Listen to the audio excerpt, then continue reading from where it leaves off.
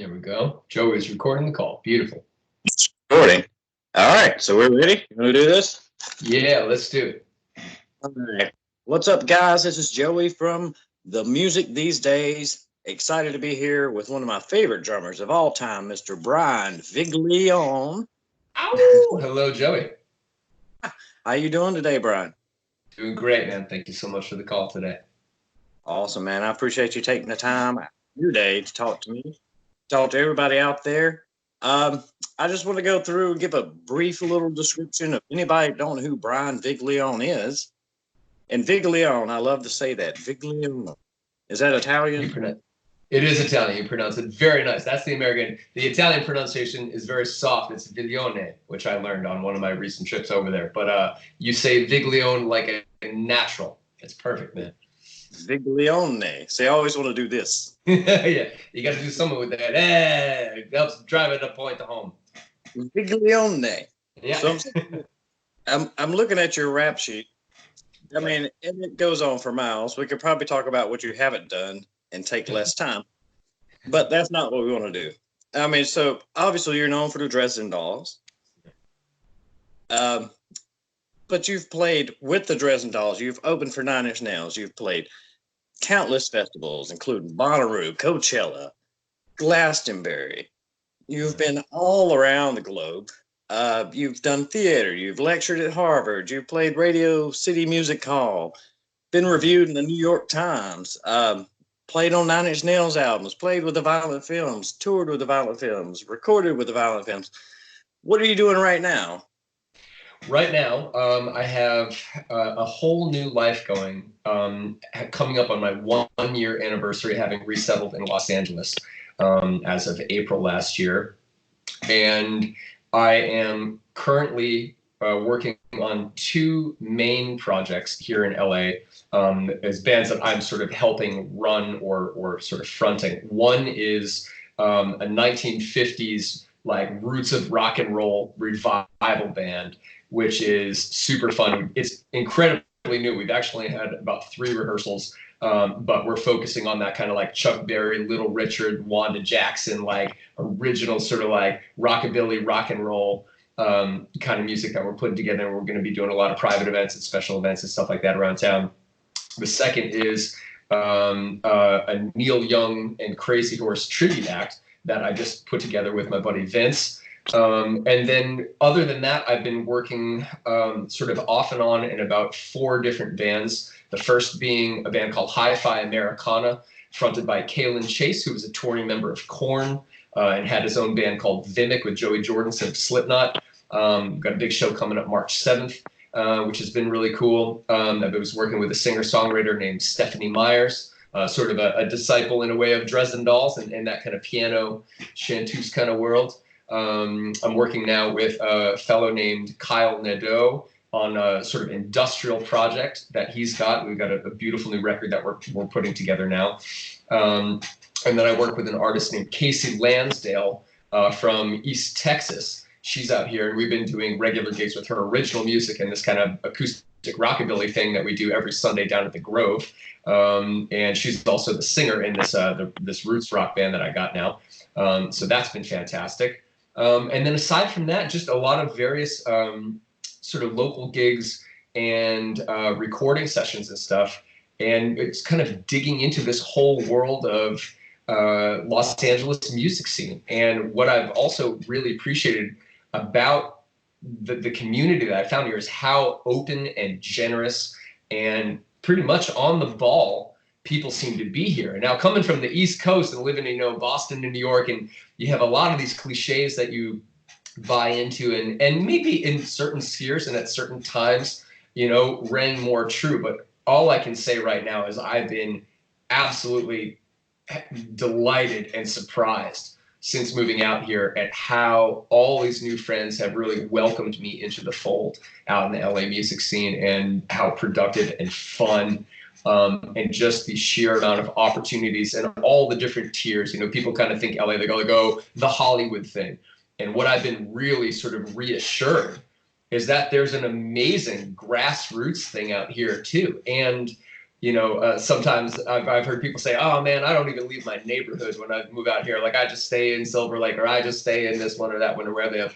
I've been going all around all these different little towns and sort of like the kind of urban sprawl that makes up the Los Angeles area. And there's incredible clubs and venues and different types of bands and little scenes of all kinds, jazz and punk and metal and sort of roots kind of stuff and hip hop and just all levels of it, whether you want to try to aim high and be, fancy pants with it or just keep it real low to the ground. Like the spectrum here of opportunities has been amazing. So I'm currently digging into all that with those two main bands, the Neil Young thing, this. And of course, most exciting of all, having just recorded 4 new songs with Amanda Palmer, my bandmate in the Dresden Dolls, for this charity album that she's doing for a group called Fire Sticks, which is a group which sort of does educational and environmental work for Indigenous peoples around Australia, essentially which promotes the kind of ancient practices of their sort of tribal, like controlled burning of the land, like controlled brush fires, right? Which I've seen that. I remember one time when I was down in Puerto Rico and seeing that they were doing that along the beach. They do controlled brush fires to keep all that stuff under control. And so this organization goes around and makes sure it's aids to be able to sustain those types of practices for Indigenous people and tribes, but also to do environmental education too. So the 4 songs on this new album were amazing. The whole album is incredible. It's called 45 Degrees and it comes out tomorrow on the 21st. So that's been really exciting too.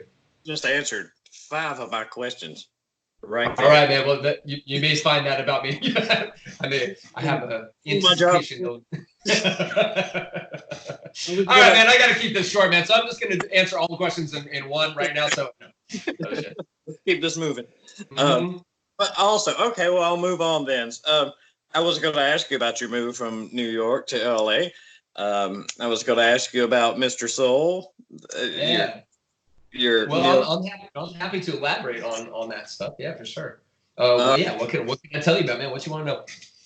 Mr. Soul, and a lot of my page, what I'm doing is just trying to support underground music. And some people may look at you and be like, well, he's not so much underground with the Dresden Dolls, and he's done all this and this and that. But you are underground. You're sitting here talking to me right now, and you're going out and playing in a Neil Young tribute band. Yeah.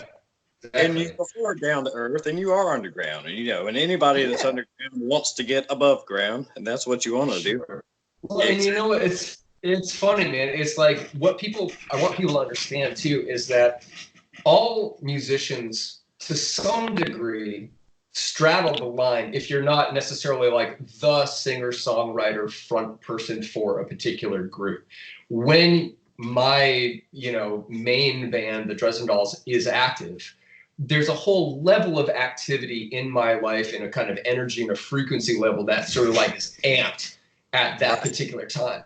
When things aren't on that particular level, I'm working on different strategies with like local artists. It's not like I also too, it was a decision in some part too. I never really pursued the path of like being a kind of like A-lister, first call, studio session, whoever it is, like whatever, like that's all great.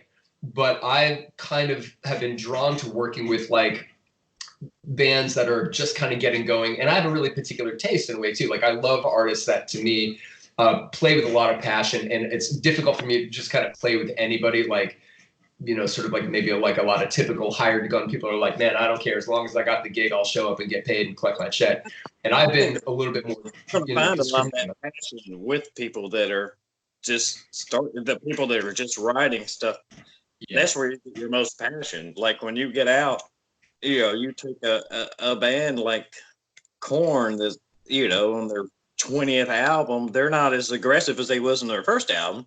Right. You know what I mean? Yeah. Sometimes you lose a little bit of edge. And I can also tell you too, from working with various bands who maybe have been around a little longer or not as long, that it's the environment, the working in the collaborative environment in which I'm participating is a really crucial element to whether or not I want to be there. And oftentimes, when you have like artists that are just coming up, that's a kind of exciting time. People are really invested in making the thing go. And I'm incredibly stimulated by that. And that's not to say that I don't like working at a high level. My mission always is to work at my full potential with artists who are really, wonderful, obviously, to be around and whose music I feel personally connected with.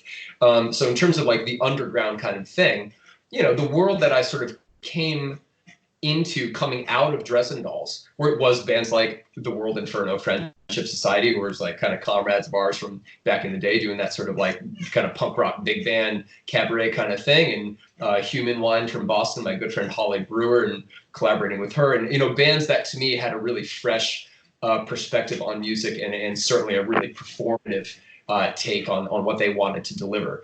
But now, like I just mentioned, since coming out here, one of the recent bands that I've been doing is this amazing studio project. It's basically just myself and David Basin, who is the A&R guy at Roadrunner, who signed the Dresden Dolls.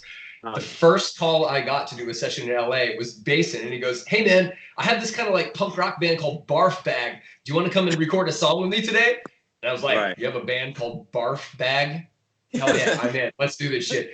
And so we got up there, and it kind of went from being this kind of like Stooges garage rock thing into like this full out like Suicidal Tendencies, SOD, Slayer kind of hybrid, like thrash punk kind of record. And we just finished that. And so that's like what I'm saying is that like to me it's not about the genre or the level of this or that. It's like creative projects where like I can really apply the kind of artistry and the creative dynamic with another person that becomes really fulfilling. So that's just been great. I love doing Dresden Dolls. I love working with all these local artists. I love working with like the 80s bands that I just actually went and had sort of a round of auditions with the band in Berlin. That was super cool. That was my introduction actually to just first working with Ableton Live and in-ear monitors and things like that. So I try to just learn something new from every situation that you get into. And as long as the environment feels good, I'm down. Every level that you work with, you're going to learn something. Yeah, Yeah, exactly. And keep an open mind and a good attitude. And genres really don't. I mean, if you like something, you like something, and you can feel something from any genre. Yeah, I would like to ask you too about your influences. And so I watched this video on YouTube. Yep. You were like 14 years old, and I seen all the little metal posters and tapestries around you. Yeah. So who influenced you? And honestly, at 14 years old, you was playing better than I can play now on the drums. Oh. Who was influencing you back then? Who got you wanting to get into drums? I can give you pretty much the straight chronology of like all the major players. The first person that introduced me to drums was my father.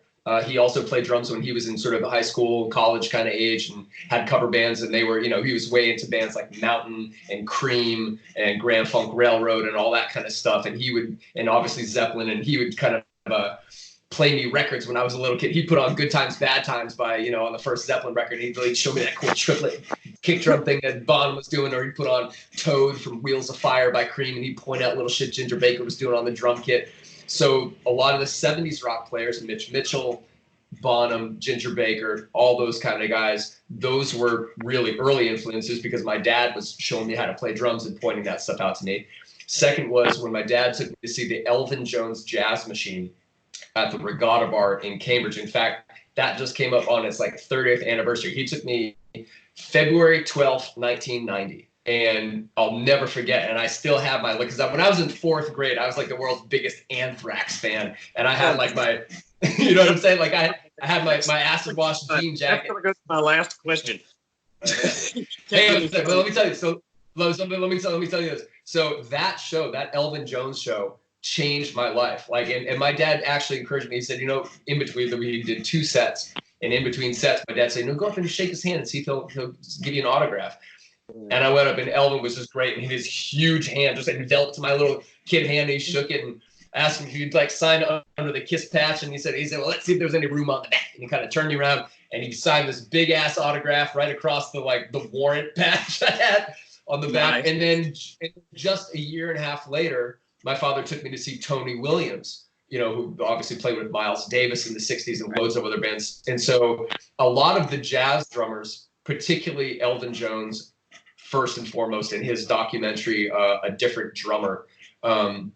I watched that and emulated things he played even at a young age. When I was 11 and 12 years old, I would try to copy little things that I heard, and Tony Williams. And then Jack DeJohnette, Art Blakey. I mean, there's a whole list of those drummers from the big band, Cozy Culp, the big band drummers. A lot of the sort of like the modern jazz stuff, even too, into the free jazz, listening to Ornette Coleman and John Coltrane's later work. Certainly, Elvin's work in that, how expressive it was. But watching the emotion and the artistry that came out of Elvin live when I was 11 years old made the single biggest impact on my drumming direction, period. Coupled with that, let me just mention this too. My dad was really good about getting me these like instructional videotapes or documentaries about famous drummers. And right along the time that he gave me that Elvin Jones tape, he got me this Terry Bozzio tape, which was from like 89 or 90, I think, with Terry. He's got like the big hair on it and stuff. And it was a videotape where Terry Bozzio essentially composed a drum solo, about 10 or 12 minutes long. He plays it and then he goes through and he breaks that. So I had like this sort of, again, super musical on the like totally technical other end of the spectrum. I like Terry Bozzio and Elvin Jones when I was 11 and 12 years old as kind of like the two main starting ones. From there, musically, definitely into metal. So certainly Lars Ulrich, for all the flack he gets, I don't give a fuck. Like the drumming on like those Metallica records was sick. And when you were there, you knew that band fucking killed. So him, Lombardo, Charlie Benante from Anthrax, definitely, you know what I mean? Fucking Nick Menza from Megadeth, all of that stuff, And I didn't grow up with any older brothers or sisters that like hit me to like underground stuff, and I sort of found that way later. So all the big metal bands and radio rock bands too. Tommy Lee from Motley Crue, fucking Tico Torres from Bon Jovi, fucking Steven Adler, from Guns N' Roses, like all those, the big rock bands of the 80s. That was the stuff on the radio I was listening to and totally loved. Total like little metalhead, man, in like third grade and fourth grade. And then of course grunge hit. Then you get like Nirvana and Pearl Jam and this whole wave, and Soundgarden, Alice in Chains, Sean Kinney, and all those cats. Completely. So that, and those dudes, a lot of them were influenced by the 70s rock drummers too. And you hear a lot of that kind of come through their playing. Those guys would, those dudes were listening to a lot of like Rush and what have you and this kind of thing. And you can certainly hear things like that in players. What's his name? Primus, for example, like Tim Alexander from Primus, right? First show I ever seen was Primus. Yeah, I mean that band too. Like that guy's drumming was like a kind of an influence on me too. A totally different. And then I got to mention this too. Vinnie Paul, my boy from Pantera, like dude, Pantera, like along probably Vinnie Paul and Dave Grohl from Nirvana. And like I didn't give a shit. I was a kid, I didn't care if like the fucking grunge bands and alternative bands were fighting with the metal bands or whatever. It was all just great music to me. Being a 13-year-old kid in the early 90s with all this amazing music and all this amazing hip hop coming out too, because I used to love watching Yo MTV Raps too. I didn't have cable at like my mom's house. I would be over at my dad's place on the weekends watching Yo MTV Raps and like all that cool stuff that was coming out like in the early 90s and shit like that. But I was just like a total music maniac. I took it all in. Hey, I had no grievance. I didn't care if it was metal, if it was grunge, if it was rap. Like, the 90s was a great era. And one of the last great decades that we had, especially music-wise. I mean, well, I agree. And it's funny, there was a real amazing sense of experimentation and openness to it, a sense of performance. And there is some of that now, which is exciting. And I feel we're getting back around to it. In fact, two of the records that I just listened to that I couldn't believe that. I was like, this is really beautiful stuff. Willow Smith. Yeah. Her two solo records that came out in 2017 and 19, I was like, this is some fresh shit. This is really beautiful stuff and really raw and passionate, beautiful songwriting and cool drum grooves on it and all that stuff. Anyway, so, but then after the metal stuff I was into, kind of current around like the mid-90s, I started really getting into like hardcore punk too. Right. That and free jazz. So listen, all the, the big Black Flag, Minor Threat, Circle Jerks, Bad Brains, The Clash, Bad Religion, like a lot of that kind of stuff, right? All started kind of filtering in to my life in a big way, and I was completely consumed with that stuff.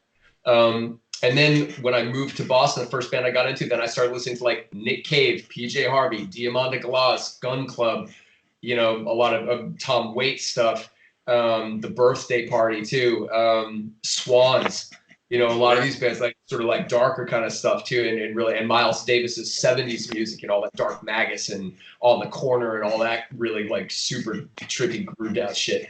So that became like also a further influence on my playing. But yeah, and then working with Dresden Dolls, I remember at one point too, I told my dad, I said, I feel a little bit funny playing with Amanda and using my double kick drum pedal, doing like this double bass stuff. And he said, well, don't overuse it. He told me, he said, just use it wherever you feel is tasteful.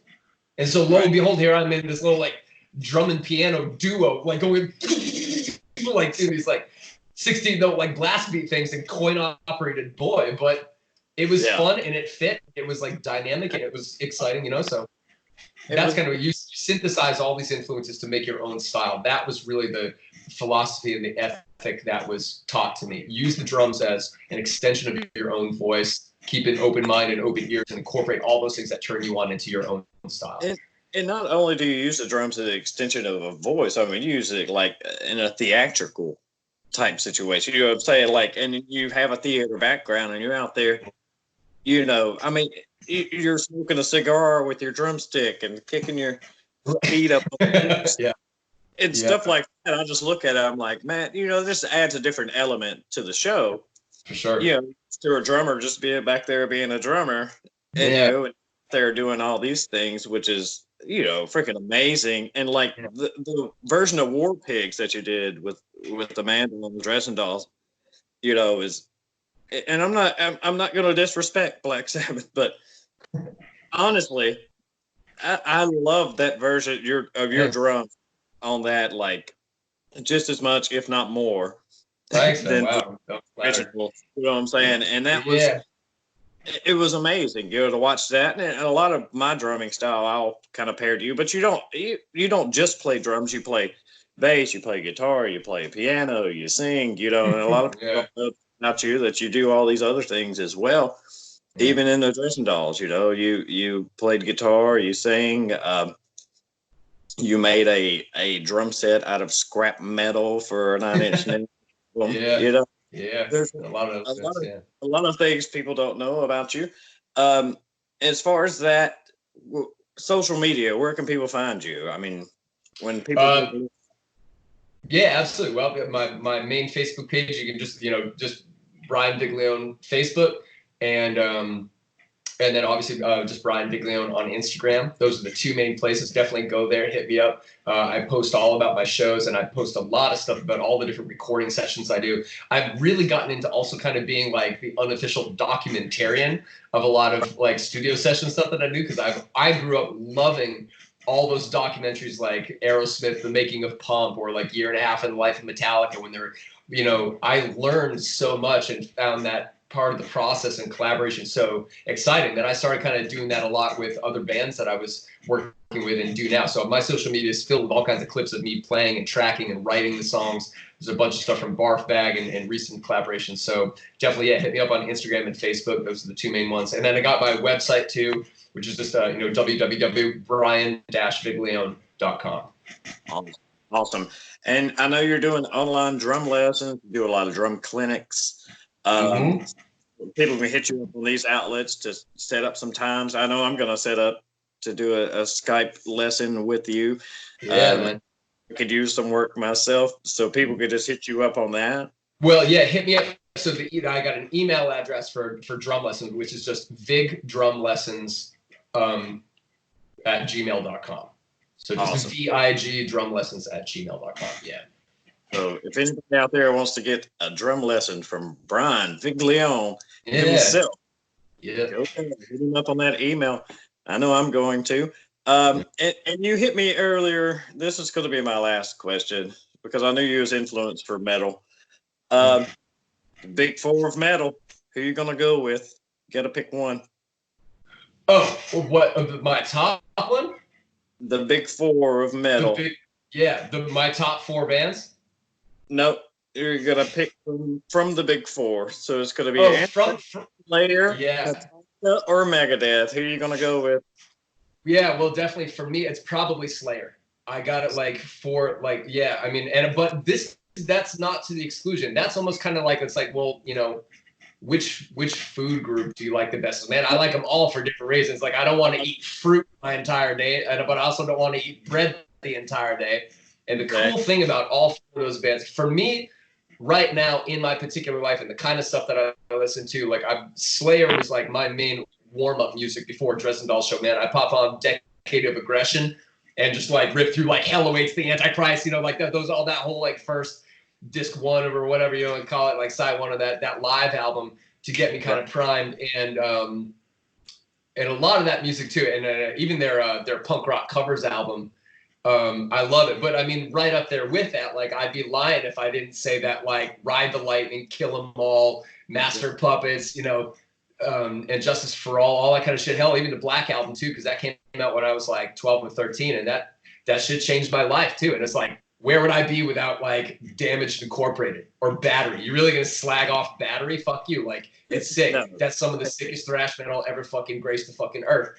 And then same Megadeth too. Like I remember loving, man, Rust in Peace. That shit was like my jam. And like Anthrax music, man. I still got the fucking VHS, the Anthrax Persistence of Videos tape that my buddy Casey gave me when I was like in 5th grade or whatever, for like my 11th birthday. That had like all those great tunes, you know. And I used to make my own Not Man T-shirts with like black magic marker in like the 4th fucking grade. I was like all about it. I had the hat with the bill flipped up. Fully, dude, engines. You know, yeah, out. Those guys were great. Perfect answer though, because it's hard to choose between those four. Honestly, those four are like you and I, people like our age that grew up, like you're influenced from all four. Yeah. And to pick one is impossible. Totally. But that's the music overall. If you're like putting a gun to my head, Slayer's the one that kind of for me ticks the most boxes in my life right now. I didn't actually get to Slayer until like a little bit later. Like I sort of grew up. First band for me was it was Megadeth and Anthrax came to me right around for the first time. My buddy Dave and we were just way into that stuff. Those are the first two actually. We got deep into Anthrax and Megadeth in like 88, 89. That was kind of when we were like in 3rd and 4th grade. We started like, you know, just that was like, maybe that's a weird age to be into shit. Most kids like playing with toys still. And we're like, so like I'm playing like all these tunes and like in the state of euphoria and fucking and all these albums and you know, P-Cells, but who's buying and all that stuff. And then Metallica kind of hit. And then I kind of a little bit later, my buddy Casey got into Slayer too, but like it was not really until I heard Decade of Aggression that I actually got it. And for whatever reason, I don't know why. It was like, again, it's like we didn't really hang out with like older kids that kicked us records. I had one babysitter that I remember the first Maiden album I ever heard. It was Live After Death. You know, blue one with Eddie coming out of the grave and shit. Like that was that to me, like hearing Maiden for the first time. That was like a whole other style of metal that I've like really captured my imagination. And you know, to Peace of Mind and all those kind of records. I mean, that's like, and then you know, this is like also fucked up. It should be the big 5, man. Where the fuck is Motorhead on that list? You can tell me Motorhead isn't one of the top fucking metal bands or like those kind of bands. Like maybe it's a little bit different, but again, it's like they got as much of their own style as they should have been right up there with them. Yeah, they should have been right up there. Dude. Damn, son, Overkill. You can tell me that song's not metal? That's like proto metal. That's like before all that shit. So now I gotta give my shout out fucking Lemmy and Motorhead too. They're right up there too. That should be right up. It should be the big 5 forever, man. I agree with you totally. I'm gonna ask you one more thing. Any new Dresden Dolls coming up? You gonna do any touring? Well, yeah. So we got a whole bunch of stuff to kind of sort through before we get there, just because of like record contract stuff, assessing what the material is that we got to work with, and writing things and kind of getting together. So it's kind of we have not made like the official announcement, but fans across the world have seen social media posts. They know what Man and I are looking to do it. things have not fully been able to coalesce just yet, but that is definitely the direction like the glacier is moving in. You know what I mean? So yeah, I would say if we can like really make things lined up for 2021, something like that, man. Our fans out there, we fucking love you. Thanks for standing by us, and keep your fingers crossed for like next couple of years. We really get out there and hit it again hard. You hit up Tennessee, look up your boy. Definitely, man. Thank you so much. All right, Brian. I know you're a busy man. I'm gonna let you get off here, and I appreciate you taking the time. And anybody who hasn't checked out Brian Viglione, go on to all his social media outlets. Go take a drum lesson from him, and by God, tell him hello. All right. All right, buddy. Cheers.